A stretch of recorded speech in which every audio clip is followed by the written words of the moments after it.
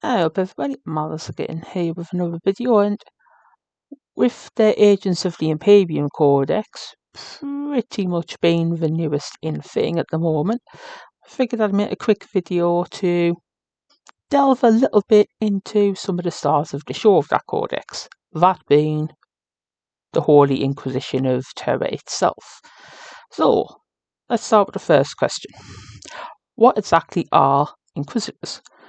Well, in simple terms, Inquisitors are some of the most powerful people within the Imperium, depending on with Lord Inquisitors pretty much having the power if they so see fit, though maybe with some fallback, to sentence entire planets to their deaths via the means of exterminatus. Now, exterminatus basically involves peppering said planet with an absolute crap ton of missiles, destroying, well, everything. It just reduces the planet to an absolute uninhabitable husk. So, diving a bit more into Inquisitors. Well, in other terms, the Inquisition are the judge, jury, and executioners of the Imperium. If an Inquisitor says how high, well, rephrase that. If an Inquisitor says jump, most of the Imperium don't even get to ask how high. They just jump. They are pretty much the ultimate power. They can commandeer pretty much any resource they want. Outside of Astartes technically fall out of that jurisdiction, but a lot of them go with what said Inquisitor might want to do for the sake of an easy ride. Some of the only arms of the Imperium, if you like, that Inquisitors cannot touch are the Adeptus Custodes, who answer to but one, and that is the Emperor himself, and also somewhat the Adeptus Mechanicus, because they answer to no one outside of the Omnissiah. So, delving into the organisation of the Inquisition. On the face of it, you have your individual Inquisitors, who each go about their business pretty much in their own way. They're largely individual agents pursuing their own agendas and missions within the organisation. However, the organisation is structured almost like, in such a way, like honeycomb. There's loads of little holes where each agent operates, and with that, there's a whole load of different specialised orders or orders.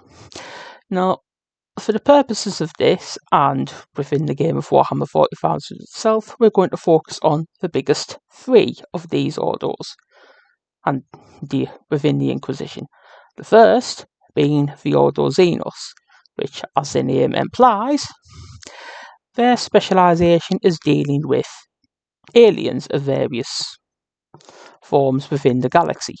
Now, some of these Inquisitors can specialise in dealing with multiple types of Xeno, but most commonly it tends to be one type. So you might have one Inquisitor whose specialty is fighting orcs, and then you'll have another whose specialty is fighting Eldar and Tyranids and so on. Now, within each Xeno, there's generally a fighting force within the Imperium specialised for such a thing. With the Order Xenos, that is the Death Watch. Now, what are the Death Watch? Well, the Death Watch is a gathering of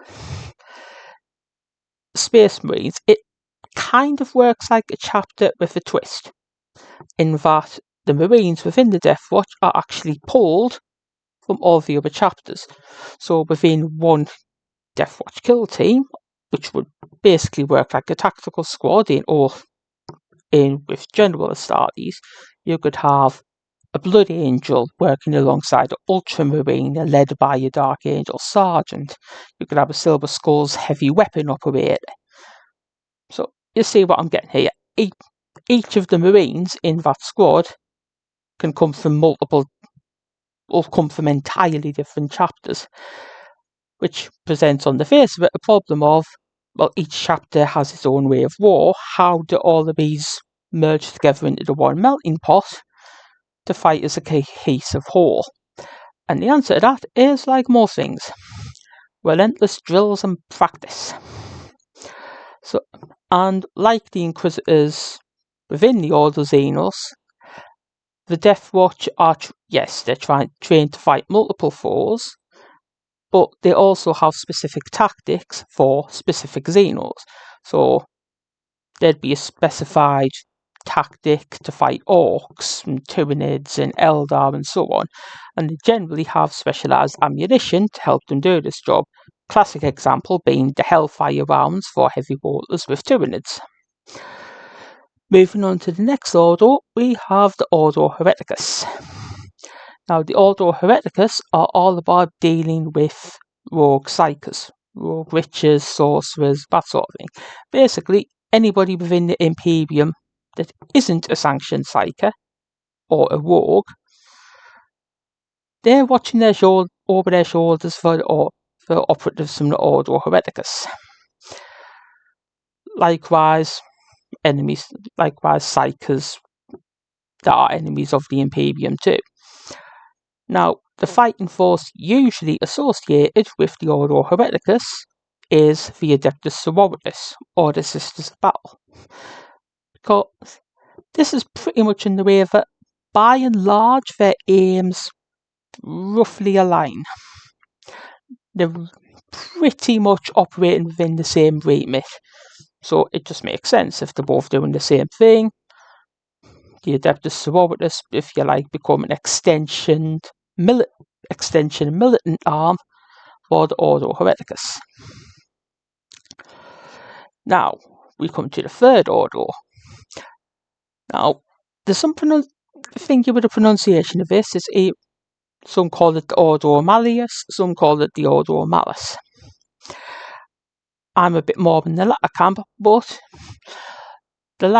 these orders need no introduction, and this order is the order that deals specifically with threats from the warp, so demons, demonkin, demon spawn, that sort of thing. This is the order that would have probably the most contact outside of elements of the Hereticus with the ruinous powers of chaos and fighting them. Now, as we've talked about fighting the arms with the other two major orders, the Ordo Malleus have theirs. Theirs comes in the form of the Grey Knights, the 666th chapter of the Space Marines, a force that was dedicated and dedicated, excuse my choice of wording there, to fight demons. So again, like the Ordo Hereticus, they operate pretty much within the same remit, but the Grey Knights do have a lot of autonomy. If they have a threat that overrides whatever threat an Ordo Malleus Inquisitor might be dealing with, the Grey Knights are always going to win that battle because, like the Custodes, they generally have very little oversight above them. So now we come to the Inquisitors themselves. What we're talking about. What's their equipment like? Well, that can vary from Inquisitor to Inquisitor, because they pretty much have carte blanche with what they want to go with equipment. Some might prefer hanging back at range, so they'll use bolters or weapons such as that. Some might prefer to lead from the front, so they'll have thunder hammers, power swords, force swords if they're an Inquisitor that is also a Psyker, or force weaponry in general. Armour was also the same. Yes, they generally wear power armour, but it looks very different from the power armour you'd say in the start of the or even power armour that was created for humans, like the Sisters of Battle and the Sisters of Silence Varatine armour. An Inquisitor's armour and their weaponry is pretty much an extension of their own personalities. like I said, they have a lot of carte blanche with their equipment. There's no set tools of the trade, if you like. It's what that Inquisitor prefers and what they feel is best for the task at the time. Each one will also have an army of interrogators, acolytes, crusaders, bodyguards, and form their own entourage. So, and with that ends this video and a brief explanation and look at who Inquisitors actually are. So, as always, cheers for watching, and until the next one, I shall see you later. Bye!